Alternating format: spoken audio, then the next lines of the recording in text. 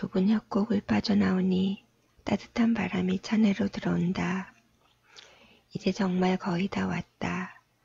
한 8km만 더 가면 목적지에 도착한다. 벌써부터 바다 냄새가 풍기는 듯하다. 나는 가슴이 시원해진다. 소소야, 저 강이 끝나는 곳에 바다가 있어, 바다. 아빠는 매일 바다를 보며 자랐지. 아빠가 어렸을 때 이곳에서 살았거든. 바다에서 해가 떠오르지. 그걸 일출이라고 하는데 얼마나 아름다운지 아니? 또 바다는 끝없이 넓어. 하늘만큼 넓지는 않지만 그래도 되게 넓어. 바다에는 배가 떠다니는데 고기를 잡는 배들이야. 너 큰 배 못 봤지? 바다에 가면 큰 배도 볼 수 있어. 내 말을 열심히 듣는 소소다. 아빠가 태어난 곳이 아빠 고향이야? 응, 아빠 고향이야. 그럼 소소 고향은 어디야? 넌 지금 사는 집에서 낳았으니까 거기가 고향이지. 나는 왜 우리 집에서 낳았어? 보아니, 또 질문 공세의 시작이다. 그럼 남의 집에서 낳을까? 아니, 그런데 아빠, 엄마가 나 아기 때 뱃속에 나를 넣고 있었어? 그럼 넌 엄마 뱃속에 있다가 나왔지. 엄마는 나 때문에 배 많이 아팠어? 그래, 많이 아팠지만 그래도 엄마는 무척 행복해했어.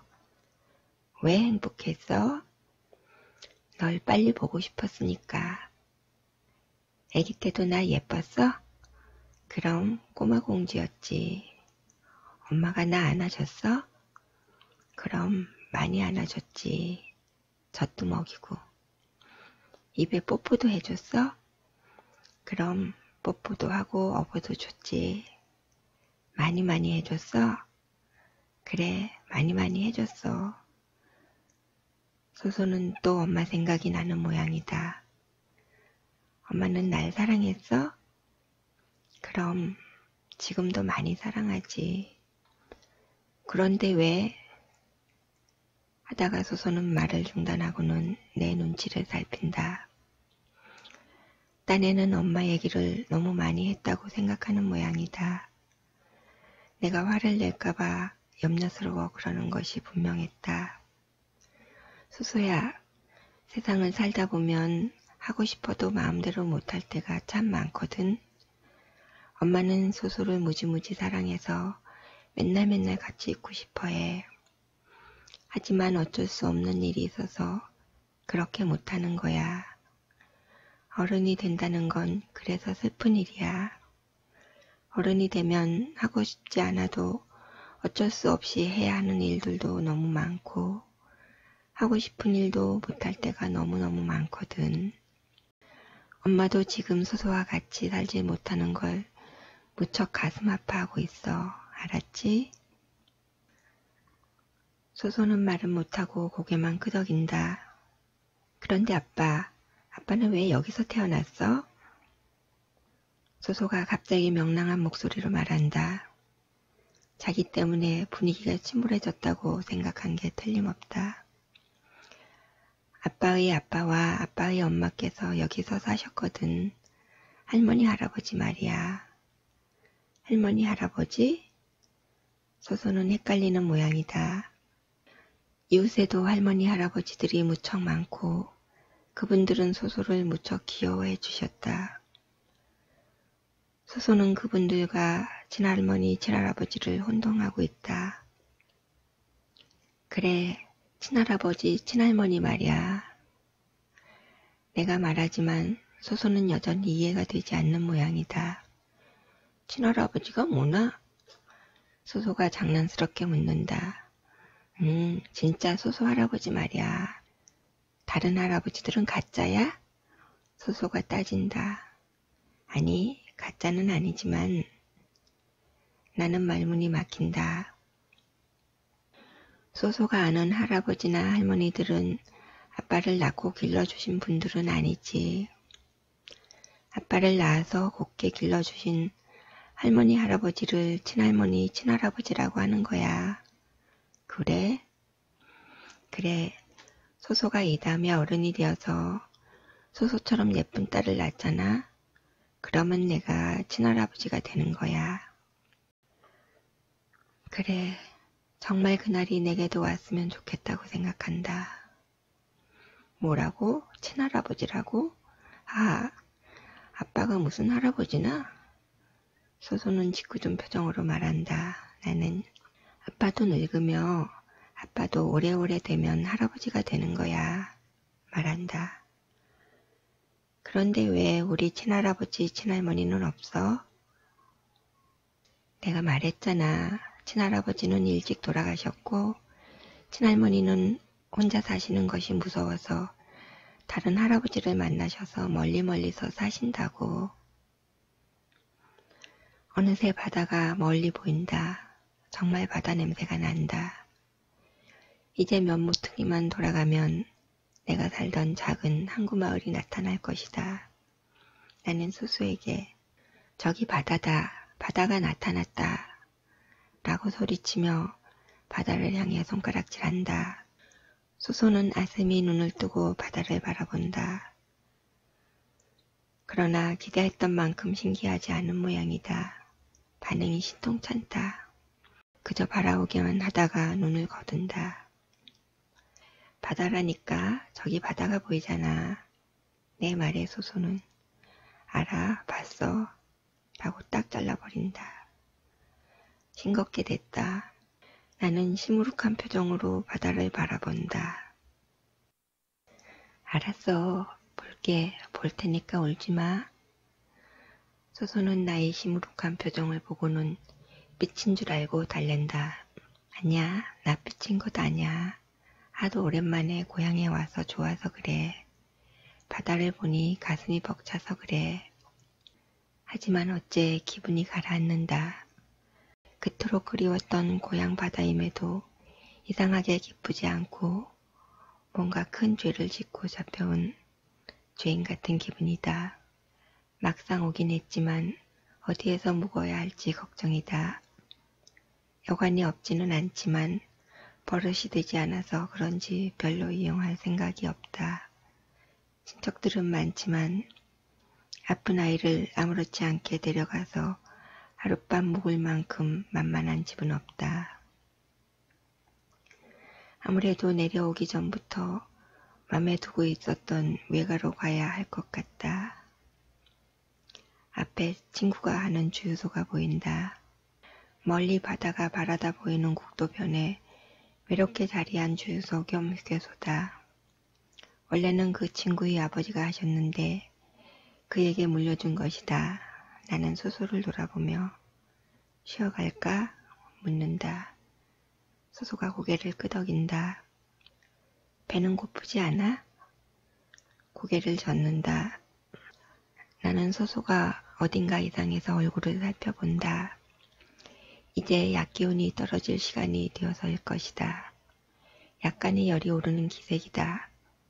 주유소 주차장에 차를 세우고 소소에게 잠시 차에 앉아 있으라고 하고는 매점에 들어간다.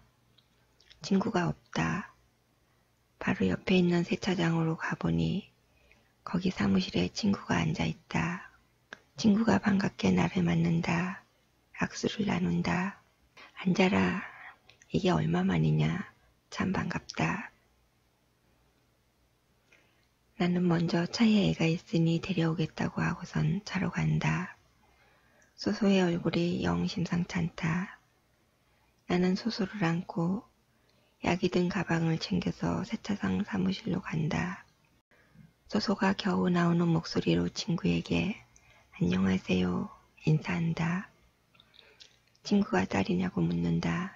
나는 고개를 끄덕인다. 어디 아프냐? 친구가 걱정스러운 표정으로 묻는다. 나는 약간 고개를 끄덕이며 따뜻한 물이 있으면 달라고 한다. 친구는 마침 컵라면을 끓이려던 물이 있다며 커피포트에 든 물을 종이컵에 따라준다. 나는 소소를 안고 소파에 앉아서 가방을 열고 약숟가락과 약봉지를 꺼낸다. 소소야, 약 먹어야지, 임마. 아프면 말하라고 했잖아. 나는 속이 상해서 한마디 한다. 소소가 말없이 웃는다. 아프면 이상하게 얌전해지는 아이다. 소소는 아무리 아파도 절대 때를 쓰지 않는다. 어릴 적부터 익어온 습관이다. 자기가 아프면 다른 사람들이 힘들어한다는 걸 안다. 생각이 너무 깊어서 탈이다. 나는 약을 줄줄 흘러가며 숟가락에 쏟아붓는다. 소소히 허벅지에 허옇게 약이 떨어진다. 이런 약이 막 쏟아지네. 나는 이런 것도 못하는 바보라니깐. 내 말에 소소가 희미하게 웃음을 짓는다. 나는 아이 머리를 만져본다. 열이 꽤 올라있다. 내가 아 하라고 말하자 소소는 입을 벌리면서 미리부터 쓴 표정을 짓는다. 약이 지겨운 소소는 그러나 억지로 약을 삼킨다. 나는 체온계를 꺼내 소소의 겨드랑이에 끼운다. 간지러워하며 낄낄 웃는 소소를 물끄러미 내려다보던 친구가 많이 아픈 모양이라고 말하며 아이의 머리를 만져본다. 나는 아니라고 그저 감기 기운이 있어서 그런다고 거짓말을 한다. 친구는 그런데 무슨 약봉지가 그렇게 많으냐고 묻는다. 나는 여행 중 어떻게 될지 알 수 없어서 많이 지어왔다고 둘러댄다.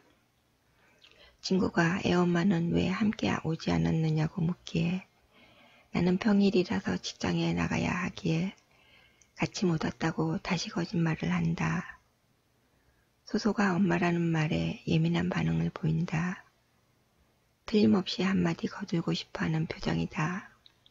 그러나 힘이 없어 말은 하지 못한다. 나는 소소를 가슴에 꼭 껴안으며 볼에 내 볼을 문지른다.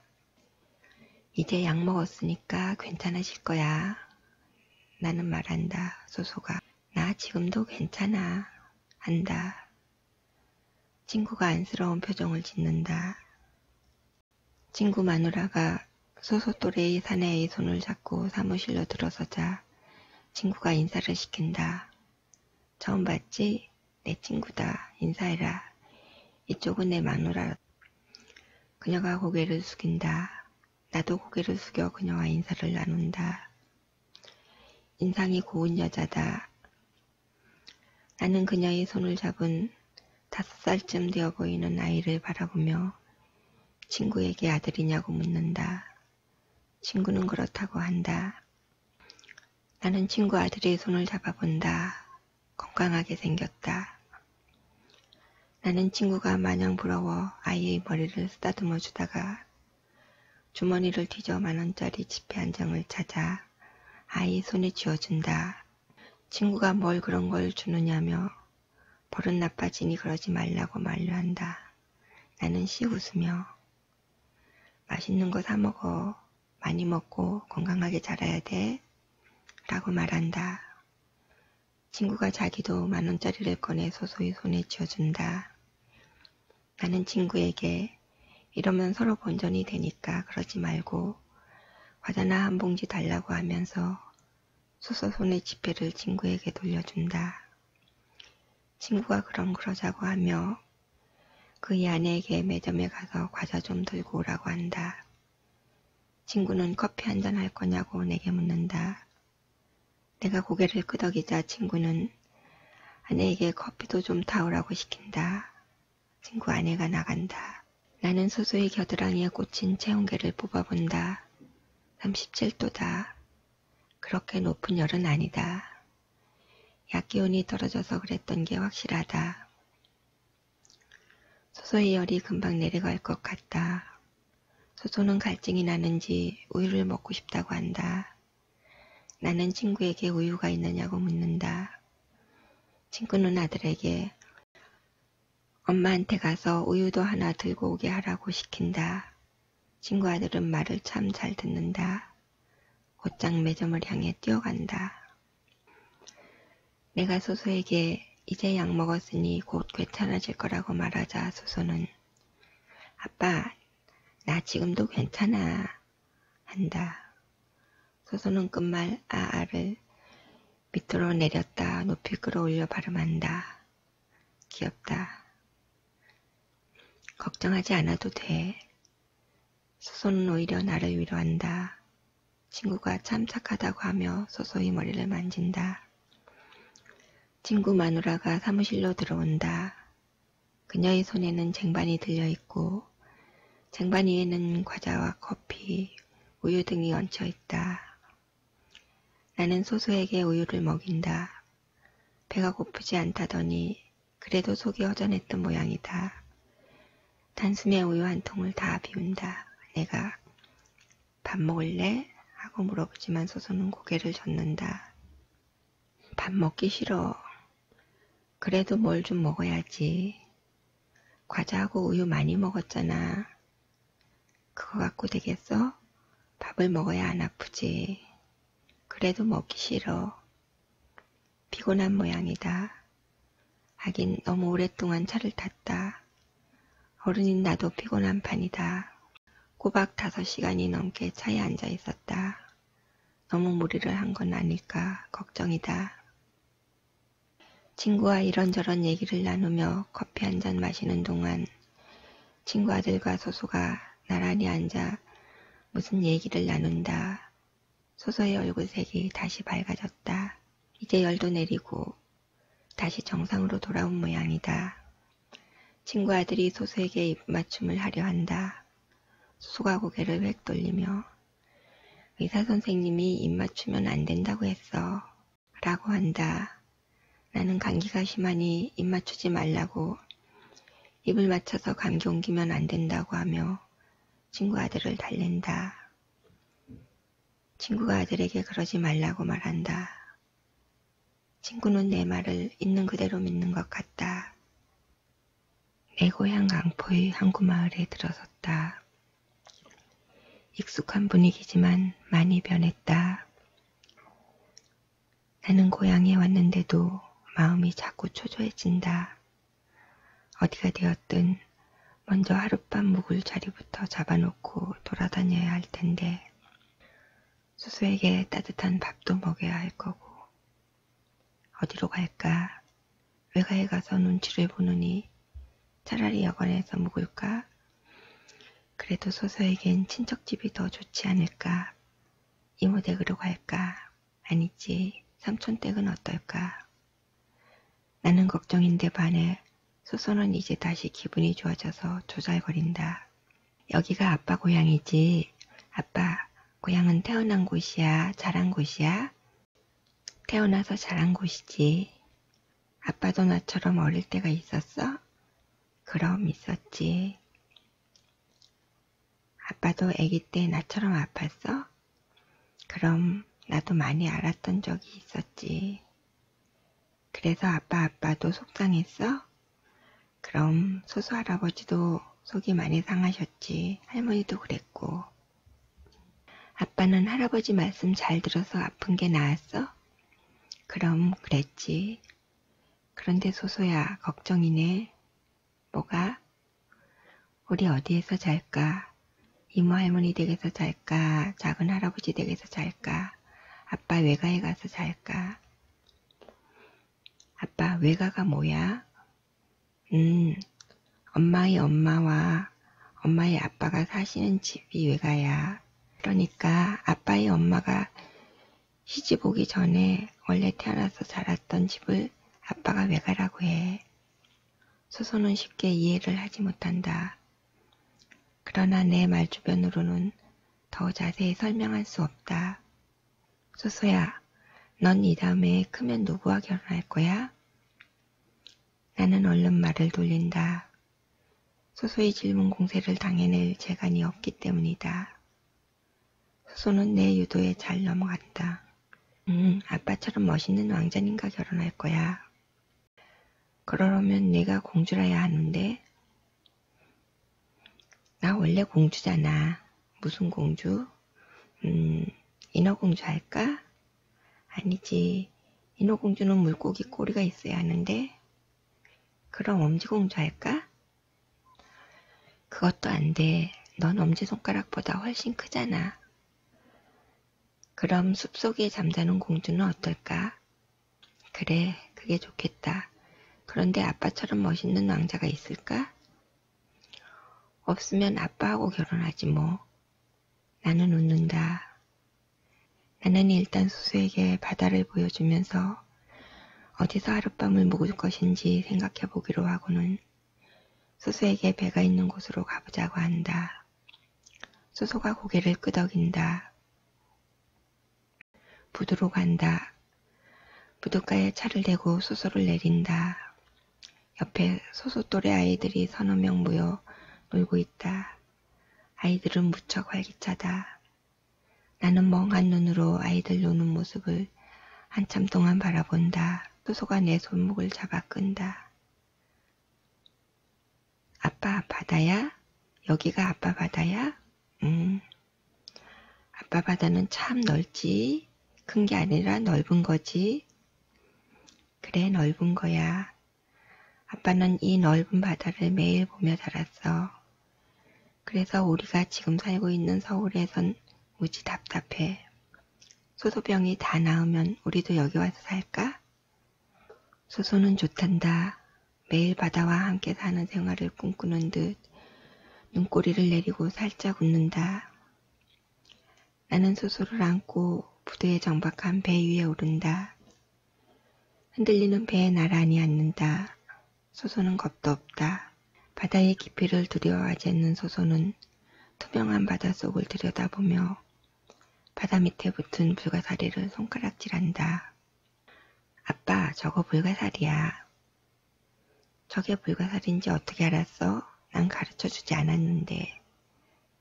다 알아. 어떻게 알았냐고. 내가 언제 봤어? 비디오에서. 그랬구나. 아빠, 저거 잡아줘.